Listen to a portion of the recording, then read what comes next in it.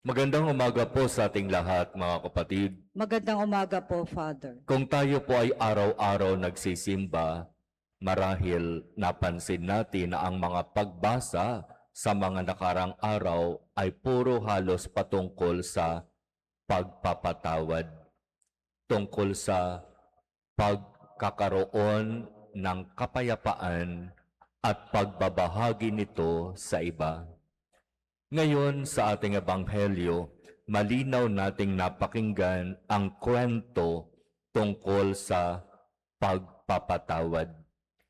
At dinaan ito sa isang kwento tungkol sa isang tao na nagkaroon ng pagkakautang na 10 milyong piso sa hari.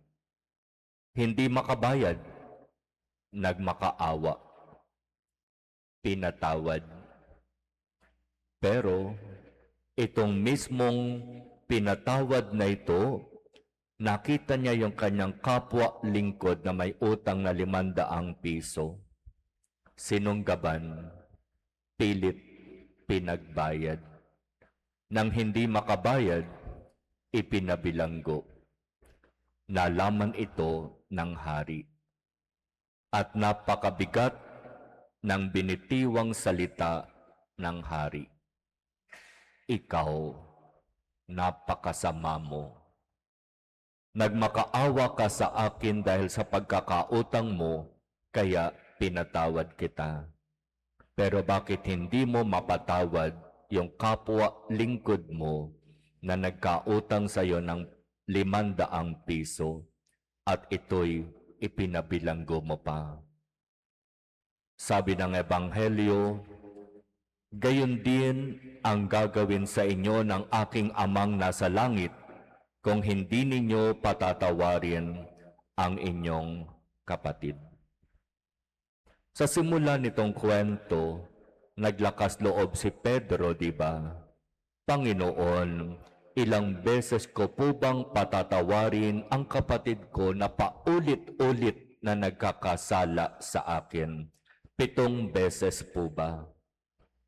Sa Biblia, pag sinabing 7 times, napaka-generous na ni Pedro nung sinabi niyang 7 beses po ba akong dapat magpatawad? Kasi sobra-sobra na yon. Yung 3 beses, okay na.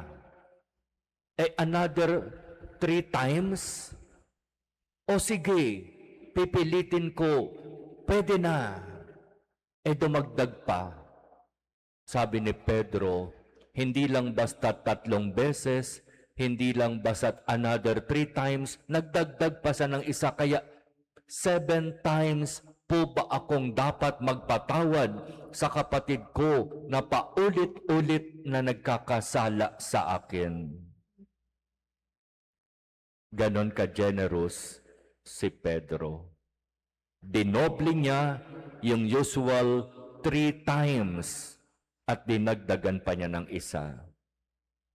Ikaw, gaano ka ka-generous magpatawad sa kapatid mo na paulit-ulit na nagkakasala? Hanggang 7 beses, kaya pa? Katulad ba ni Pedro, ganon ka ba ka-generous? O baka man 1 beses lang, sarado na ang puso?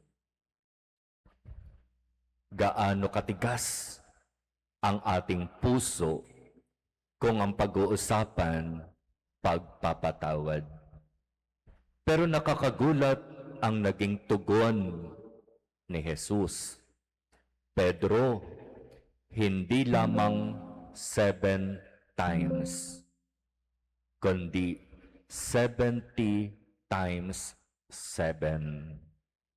70 ulit pa nito. Ibig sabihin, walang katapusan. Kung tayo ay nagkakasala at paulit-ulit tayong lumalapit sa Diyos sa kumpisal upang humingi ng tawad, Nabilang na ba natin sa totoo lang kung ilang beses tayong lumapit sa sakramento ng kumpisal at nagmakaawa at humingi ng tawad sa Diyos? Mga kapatid, sinasabi, kung ang Diyos nagpapatawad, tayo pa kaya?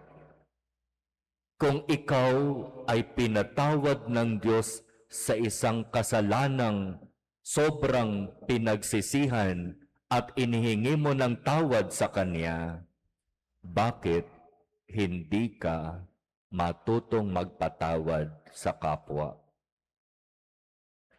Hingin natin sa Diyos, mga kapatid, ang biyaya na katulad ng sinasabi ng ating Panginoon, magpatawad tayo sapagkat ito ang hinihingi niya sa atin. At dito mapapatunayan na tayo'y tunay na mga anak ng Diyos.